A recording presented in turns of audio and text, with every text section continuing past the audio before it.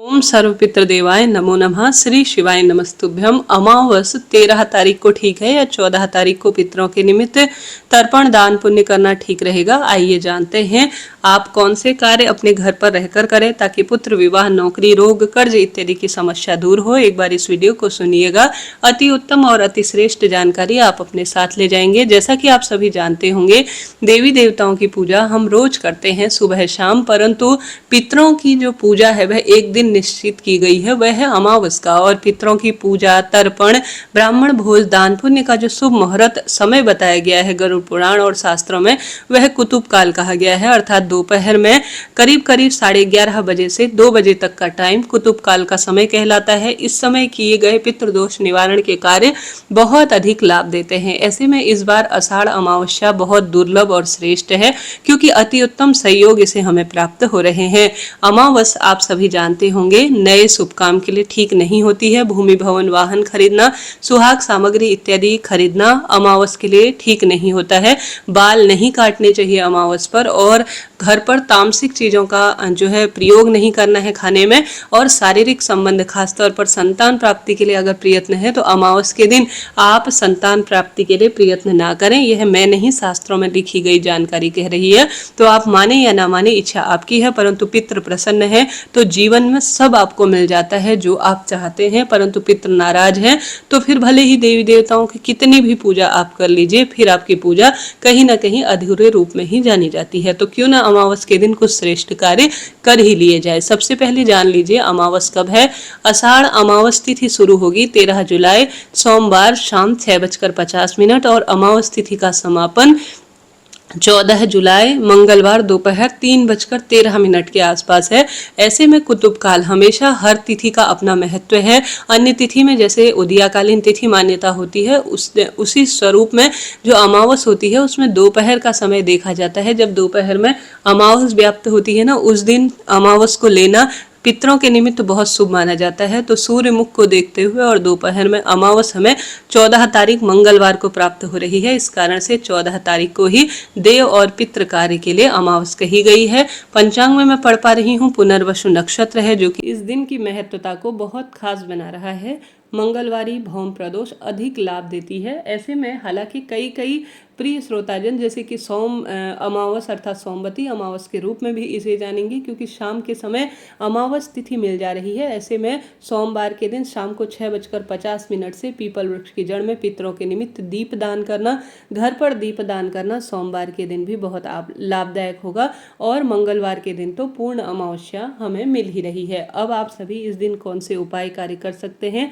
हमेशा सर्व पितृदेवाय नमो नमः कहते हुए नहाने के पानी में गंगाजल मिश्रित जल से आप स्नान करें। उसके बाद आप सभी 1 लोटा जल लीजिए। हमेशा मैं आपसे कहती हूँ यह बहुत उत्तम काम है। पितरों के निमित्त जलदान, अन्नदान, वस्त्रदान हमारे शास्त्रों में लिखा गया है। तो जल के लोटे में कुशा, जौ, तुलसी का पत्ता, गंगा जल, थोड़ा सा अक्षत और काले तिल, इनमें से 1-2 चीज भी मिल जाए, सर्व पितृदेवाय नमो नमः कहते हुए सबसे पहले सूर्य भगवान को जल चढ़ाएं।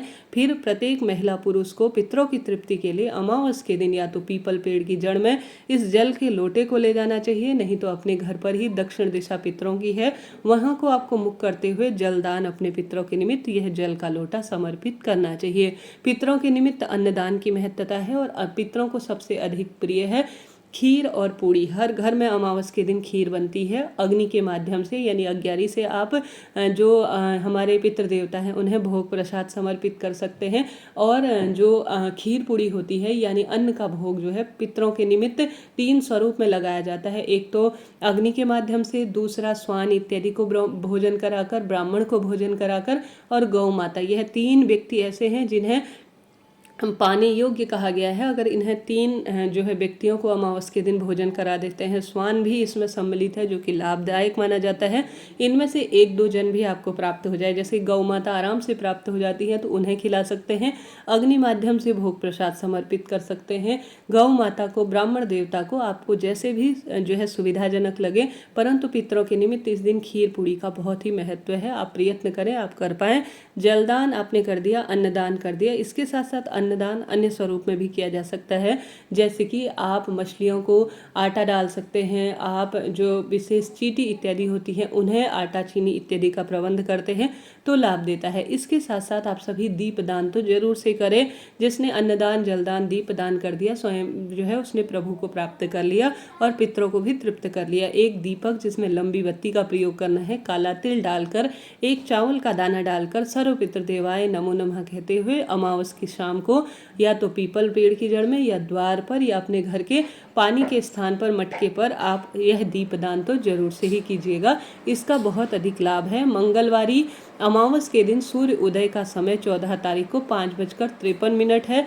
सूर्यास्त का समय 7:11, ब्रह्म मुहूर्त सुबह 5:17 से 5:05 है। अभिजीत मुहूर्त दोपहर में 12:06 से 12:49 के आसपास हो रहा है। प्रातःकाल की पूजा इत्यादि का शुभ मुहूर्त 4:31 से 10 बजे तक का है। शाम की पूजा का समय 7:20 से 8:22 है। राहु काल का अशुभ समय 3 बजे से लेकर 4:30 के मध्य हो रहा है।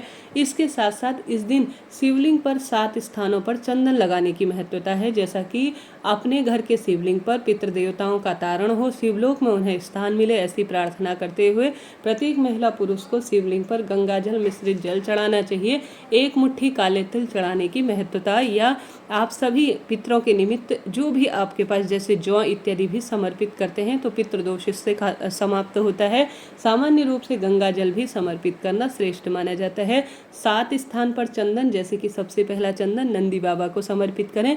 दूसरा चंदन आप जो जिसमें 5 माँ पार्वती और महादेव की पुत्रियों का स्थान है वहाँ पर आप दूसरा चंदन लगाएं, मेरे पितरों को सुख हो ऐसी प्रार्थना करते हुए।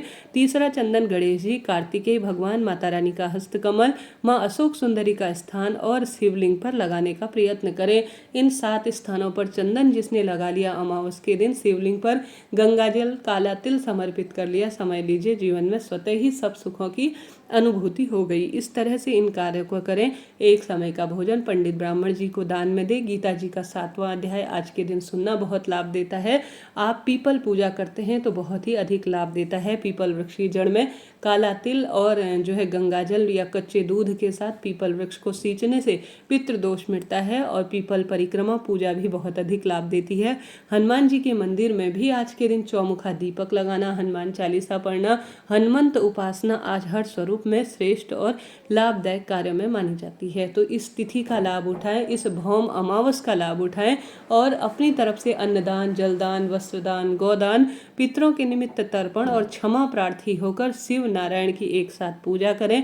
तर्पण वगैरह अपने घर पर कर सकते हैं। पितृदोष मुक्ति के लिए कोई ना कोई कार्य करें। आज के दिन किया गया सत्कर्म किसी भी स्वरूप में किसी भी तरह से खाली नहीं जाता, सदा सर्वदा पितरों को सुख देता है और अपनी तरफ से आप श्रेष्ठ कार्य करें। अभी के लिए इतना ही। चैनल से जुड़े, सब्सक्राइब करें।